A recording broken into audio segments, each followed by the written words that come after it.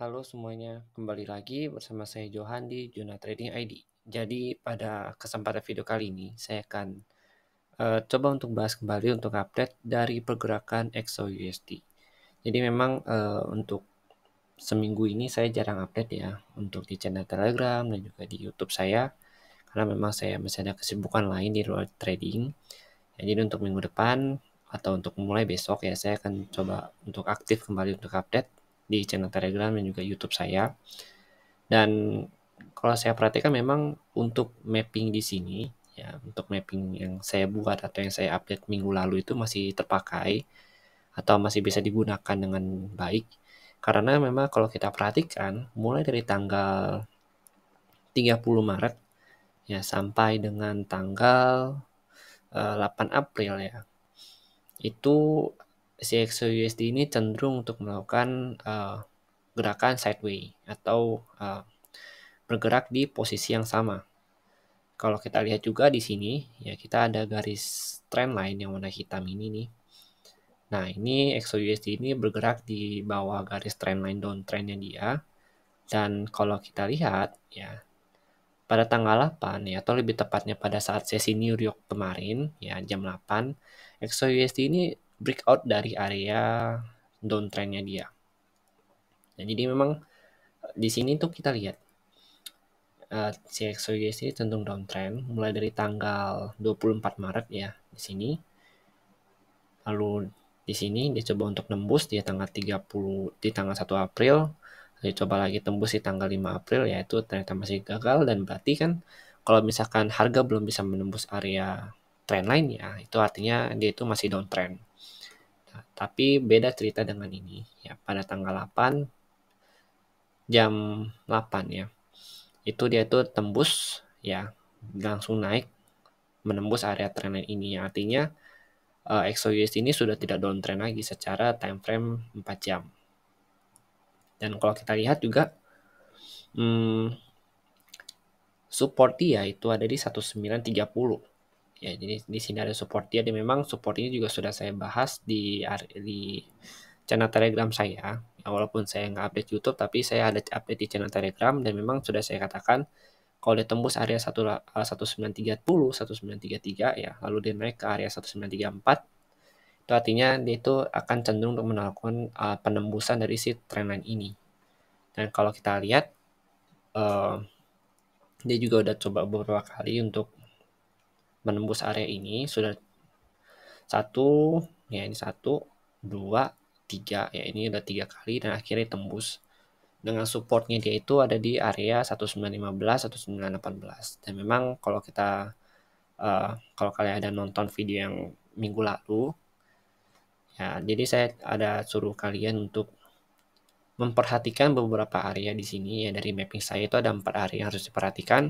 Yang pertama itu di area 1915, 1918 ya di kotak demand yang warna merah ini. Lalu ada di area 1883, 1890 ya di area demand bawah ini juga. Dan ada di 1946, 1950 di area supply di atas ini. Lalu ada di 1961, 1965 ya di supply atasnya ini atau height yang ini. Dan kalau kita lihat juga memang XAUSD sudah berada di area supply di 1946, 1950 ini. Dan kalau besok dia itu dibukanya itu gap down atau turun, yaitu kemungkinan besar ya, kalau saya perhatikan dia itu akan turun dulu ke sini ya untuk menguji area demandnya 1934, 1938 baru dia untuk coba lanjut naik lagi ke atas atau ya kalau kita lihat dari candle ini memang lebih cenderung untuk melakukan gap up kalau saya perhatikan di sini. Dan kalau dia gap up pun dia langsung naik ke sini. Jadi prediksi saya kalau misalkan dia naik dia akan menyentuh area 1961 ya atau 1960, 1965.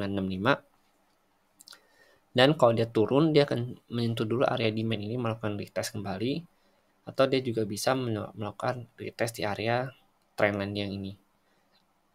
Di 1933, 1930 baru coba untuk lanjut naik ke atas karena kalau kita lihat juga polanya ini juga pola-pola uptrend ya, dimana candle ini lebih didominasi oleh si buyer, terutama candle closing yang terakhir di sini ya. Kita lihat sini ada sumbu di bawah ya. Kita lihat di sini ini ada sumbu di bawah yang artinya ini tuh buyer semua isinya.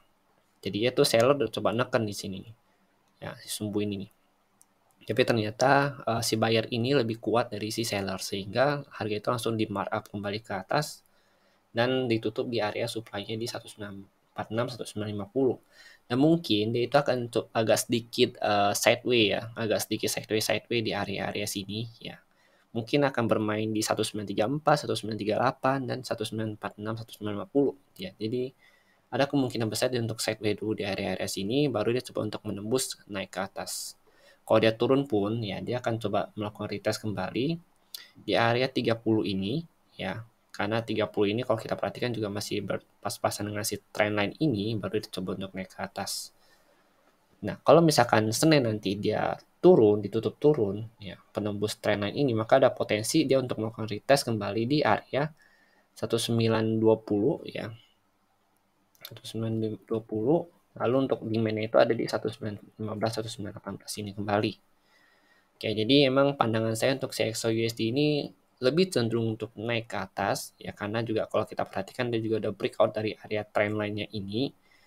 Jadi fokus kita itu ada di supply ini ya, dan juga supply yang saat ini dia berada atau closingnya. Lalu untuk tertinggi itu ada di sini 1971 1978. Oke.